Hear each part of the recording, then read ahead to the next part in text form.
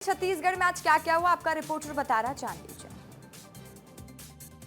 छत्तीसगढ़ सरकार ने कुछ ही दिन पहले तूता में इंटरनेशनल फिल्म सिटी का घोषणा किया था, लेकिन कांग्रेस द्वारा अब उसका विरोध प्रदर्शन देखने मिल रहा है। छत्तीसगढ़ की राजधानी रायपुर में आज कांग्रेस ने अनोखा विरोध प्रदर्शन किया। तूता इलाके में प्रस्तावित फिल्म सिटी के लिए पेड़ काटे जाने के विरोध में कांग्रेस नेता ने अपना विरोध दर्ज कराया। राजधानी रायपुर के तूता इलाके में फिल्म सिटी निर्माण के लिए पेड़ों की कटाई का विरोध अब तेज हो गया है। कांग्रेस नेताओं ने अनोखे अंदाज में विरोध दर्ज कराते हुए खुद गड्ढे में उतरकर प्रदर्शन किया। कांग्रेस का आरोप है कि फिल्म सिटी के नाम पर पर्यावरण को नुकसान पहुँचाया जा रहा है। प्रदर्शन के दौरान कांग्रेस जिलाध्यक्ष श्री कुमार मेनन सहित कई वरिष्ठ नेता मौजूद रहे। प्रदर्शन में पंकज शर्मा, पप्पू बंजारे समेत कई कांग्रेस नेता और कार्यकर्ता शामिल हुए। नेताओं ने चेतावनी दी है कि यदि पेड़ों की कटाई नहीं रोकी गई तो आंदोलन और उग्र किया जाएगा। आज से कांग्रेस का ये चालू विरोध प्रदर्शन लगातार चलते रहेगा। कांग्रेस का ये कहना है कि जब तक पेड़ों की कटाई नहीं रुकेगी तब तक हम इसी तरह से विरोध प्रदर्शन करते रहेंगे। बिलासपुर में खाद्य औषधि प्रशासन की टीम ने एक बार फिर 9 जगहों पर छापामार कार्रवाई कर वहां से सैंपल इकट्ठा किए हैं। होली आ रही है तो सावधान हो जाइए, क्योंकि आपके मिठाइयों में मिलावट का खुला खेल चल रहा है। बिलासपुर में खाद्य सुरक्षा विभाग की टीम ने अलग अलग प्रतिष्ठानों से सैंपल लेकर जांच के लिए भेजे थे। रिपोर्ट आने के बाद विभाग भी चौंक गया। जांच में कुल 9 सैंपल फेल पाए गए, जबकि 2 सैंपल को अनसेफ यानी स्वास्थ्य के लिए हानिकारक घोषित किया गया। केक वॉकर का केक और जय श्री राम खोआ का खोआ अनसेफ पाया गया है। वहीं औरा होटल और ग्लोरी ढाबा के खाद्य सैंपल भी अमानक पाए गए। ग्लोरी ढाबा संचालक पर 25,000 रुपए का जुर्माना लगाया गया। खाद्य विभाग के मुताबिक कई अन्य मामलों में न्यायालय में कार्रवाई जारी है।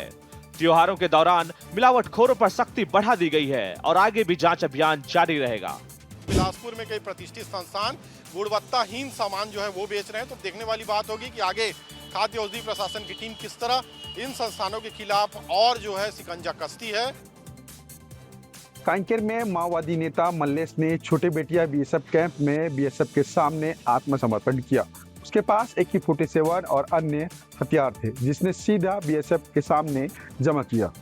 मल्लेश, जो DVCM का सदस्य और क्षेत्र में सक्रिय था, अब मुख्यधारा में शामिल हो गया है। आत्मसमर्पण के समय वह ग्रामीणों के साथ उपस्थित था, जिससे क्षेत्र में शांति और विश्वास बहाल करने का संदेश गया। बीएसएफ की 94 वाहिनी और सेक्टर G ब्रांच के कमांडेंट राघवेंद्र सिंह ने मौके पर हथियार स्वीकार किए और मल्लेश को सुरक्षा और मुख्यधारा में समावेश की प्रक्रिया शुरू करने की जानकारी दी। मल्लेश के आत्मसमर्पण से स्थानीय लोगों में राहत की भावना है। ये कदम न केवल BSF और प्रशासन के लिए महत्वपूर्ण है, बल्कि माओवादी हिंसा प्रभावित क्षेत्रों में सुरक्षा और विकास को बढ़ावा देने का संकेत भी देता है। आत्मसमर्पण के बाद मल्लेश का मुख्यधारा में पुनः समावेश और उसका सामाजिक सुरक्षा नेटवर्क तैयार किया जाएगा। BSF और राज्य प्रशासन ने कहा कि इस तरह के कदमों से क्षेत्र में स्थायी शांति स्थापित करने में मदद मिलेगी। कांकेर में मल्लेश का आत्मसमर्पण माओवादी हिंसा पर एक बड़ा संदेश है। अब देखना यह होगा कि मुख्यधारा में शामिल होने के बाद उनका सामाजिक और राजनीतिक समावेश किस प्रकार होता है।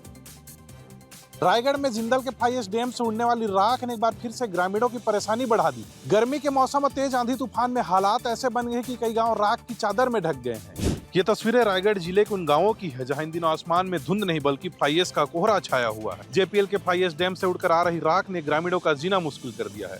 पुंजेमुरा, पाता, बंधापाली, रेगांव और सलिया भाटा समेत कई गांव इससे प्रभावित हैं। ग्रामीणों का कहना है कि पिछले कई वर्षों से यह समस्या झेल रहे हैं, लेकिन गर्मी के महीने आते ही हालात भयावह हो जाते हैं।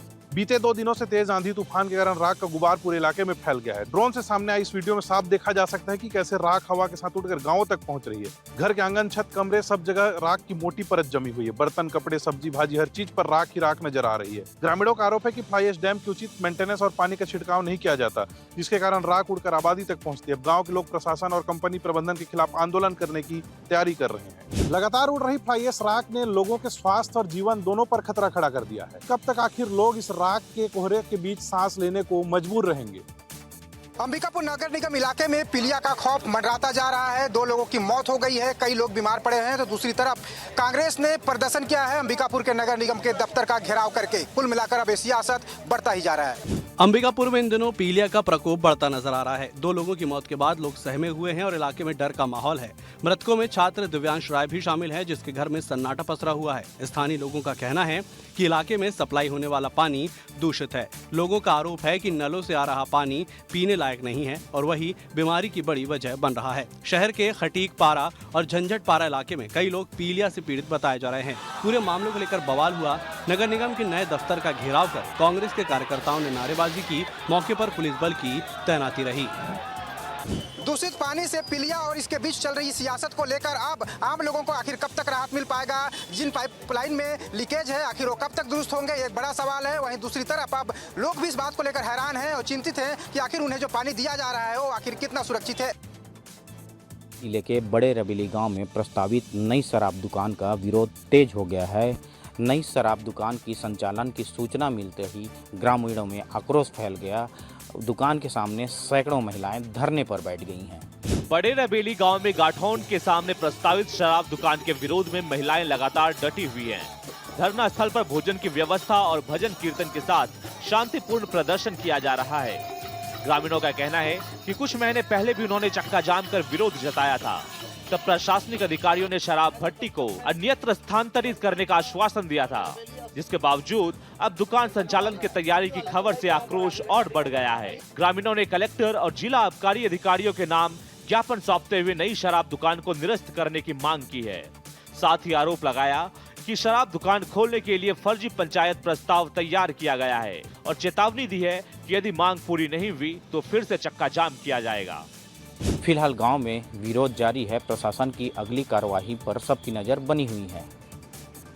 ग्राम पंचायत बिछिया टोला है, जहां पर केवई नदी से सभी नियमों को तोड़ते हुए धड़ल्ले से रेत का अवैध उत्खनन किया जा रहा है। यहाँ रेत ठेकेदार द्वारा एनजीटी नियमों और खनिज अधिनियम की अनदेखी करते हुए खुलेआम जेसीबी और पोकलेन मशीनों से दिन रात रेत निकाली जा रही है। नदी किनारे न तो कोई सूचना बोर्ड लगा है और न ही यह स्पष्ट किया गया है कि किस समिति क्षेत्र से उत्खनन की अनुमति है। हैरानी की बात यह है कि यह पूरा अवैध कारोबार एसडीएम कार्यालय से महज 3 किलोमीटर की दूरी पर संचालित हो रहा है। इसके बावजूद राजस्व विभाग, खनिज विभाग और पुलिस प्रशासन की कार्रवाई नजर नहीं आ रही। देखने वाली बात होगी कि जहां एक तरफ छत्तीसगढ़ सरकार को लाखों रुपए का राजस्व की नुकसानी हो रही है, वहीं पर नदी का भी दोहन किया जा रहा है। ऐसे में जिला प्रशासन से लेकर छत्तीसगढ़ सरकार ऐसे रेत माफियाओं पर किस प्रकार से कार्रवाई करता है, ये तो आने वाला समय बताएगा।